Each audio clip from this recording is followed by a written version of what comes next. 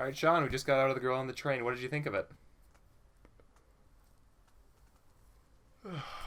That bad, huh?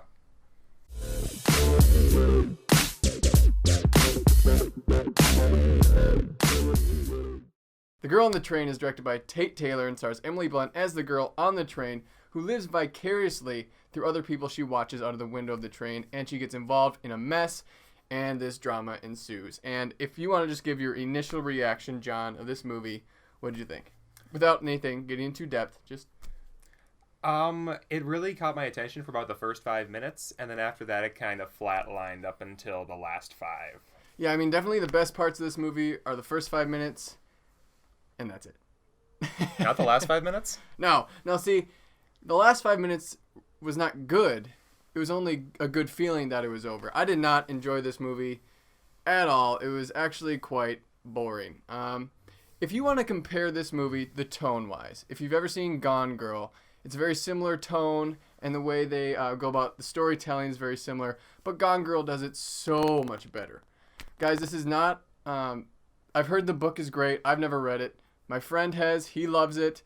Not him. A different friend has loved it, but like I said, the movie is just not a well-made movie.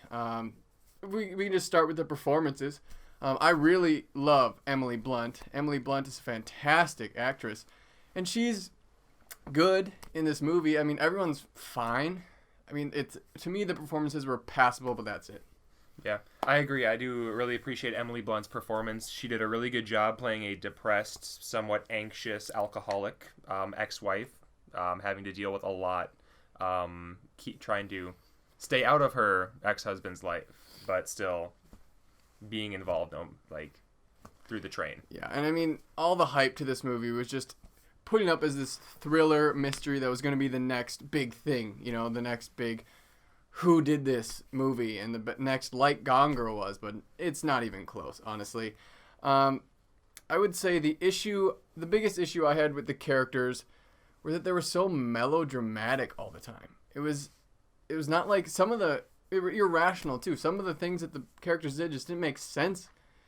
I didn't believe it. It wasn't believable to me. And the dialogue ranged from mediocre to atrocious. The dialogue was bad, guys. Okay, it's just not a good, not a really written film. I don't think it wasn't adapted from the book very well. And the direction of the movie too, it's nothing special. It's nothing you haven't seen before. It's definitely just a by the numbers mystery to me. Yeah, and frankly, the movie's called The Girl on the Train, but I didn't really know for sure who the girl on the train was for about 30 minutes. Because we were introduced to 3 different women, and even though one, Emily Blunt, playing Rachel, was clearly on the train, I couldn't tell if it was her or one of the other girls. I mean, yeah, it definitely was a little confusing at first. To me, it wasn't about that it was confusing. It was just that it was predictable. For me, a mystery is bad when it's predictable. Gone Girl was definitely not predictable. This movie definitely is.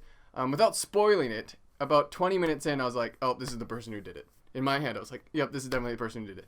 And I was correct in the end that this happened. Now, I mean, someone who went to the movie with enjoyed it a lot more, but she didn't find it as predictable. But to me, it was just a by-the-numbers mystery that did not break any ground, didn't do anything new, didn't strive to be more. It was just boring. All right, so overall, John, what are your thoughts on the movie? I think it was passable. Definitely my least favorite movie I've seen this fall, especially when compared to Sully and Magnificent Seven, among other great films currently in theaters.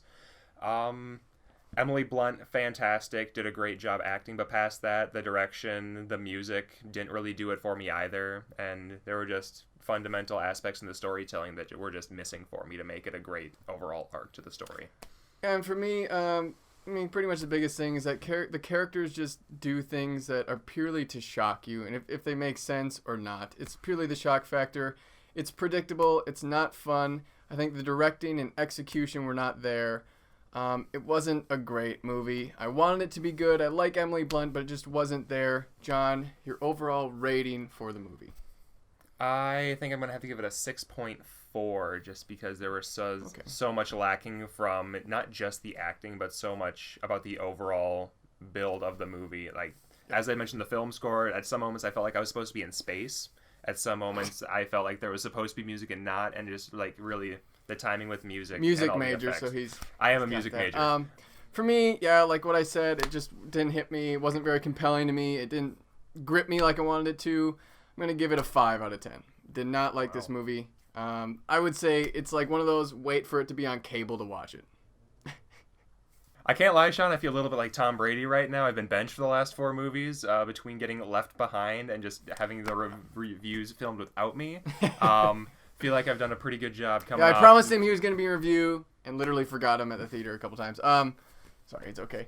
All right. Honestly, this movie kind of felt more like 50 Shades of Grey to me than Gone Girl, which is obviously terrible. So, all right, there, guys. That was our review of The Girl on the Train. Click that thumbs up button. Comment below. Let us know what you thought of the movie. Above all, subscribe to us. Like us on Facebook. Follow us on Twitter for more movie reviews. Thanks for tuning in, and we'll see you next time.